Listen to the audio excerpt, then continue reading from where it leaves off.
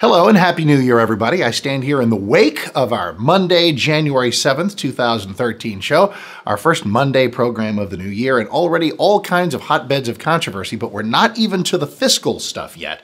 We're talking about the Defense Secretary nomination for Chuck Hagel coming from the Obama White House, although they are related. Hagel and the fiscal stuff, tell you about that. That's where I'm ultimately going, so come along with me on the following journey.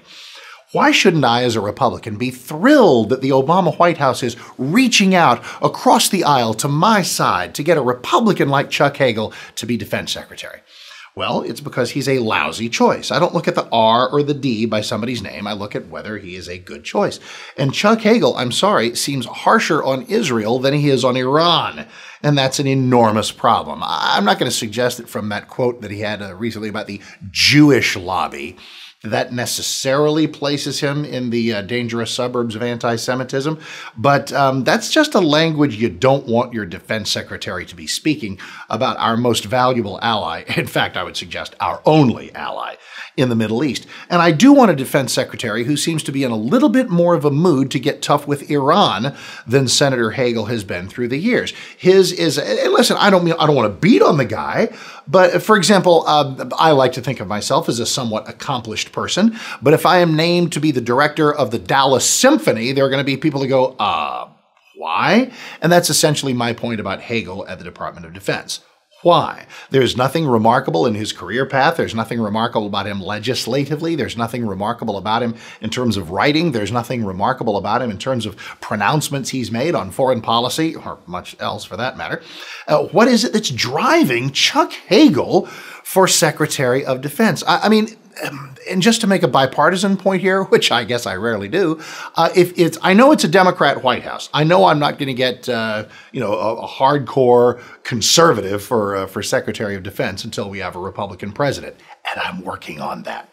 But while we have Obama as president, we're going to get a Democrat. But aren't there Democrats who I could name who actually bring some portion of the policies that I've already spoken well of? And the answer is yes. Sam Nunn out of Georgia, Missouri's Richard Gephardt, New Jersey's Bill Bradley. You want a former senator? Those are former Democrat senators, any of whom would be a better Secretary of Defense than Chuck Hagel. So why are they doing it? A couple of things, playing a little psychology with us.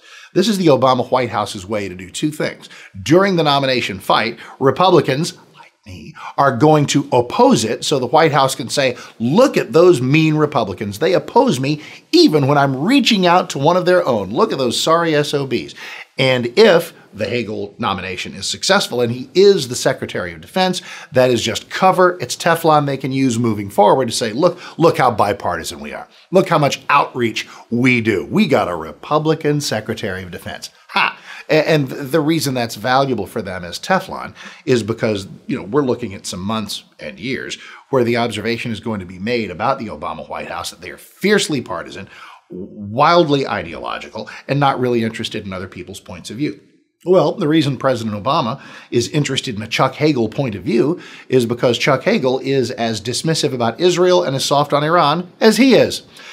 So, should be an interesting battle, one of many as the new year moves forward. And of course, the tie between is that if the White House is able to categorize Republicans as stuck in their combative ways and not willing to give me a dime's worth of break for anything, that is political capital he can use in all the fiscal debates to follow. All right, well, that's just my theory. Please mix it up with some of yours as we get back together on the next Mark Davis Show, which is whatever day you're listening to this, the following day, 7 to 10 a.m. Central Time. Fridays, of course, 5 to 10, because I do Bill Bennett's Morning in America from 5 to 8 Central on Fridays. Love that. And that's just a lot more radio for us to spend together. Thanks for joining us on the radio version and here in the video blog world here at 6:60 a.m. The Answer.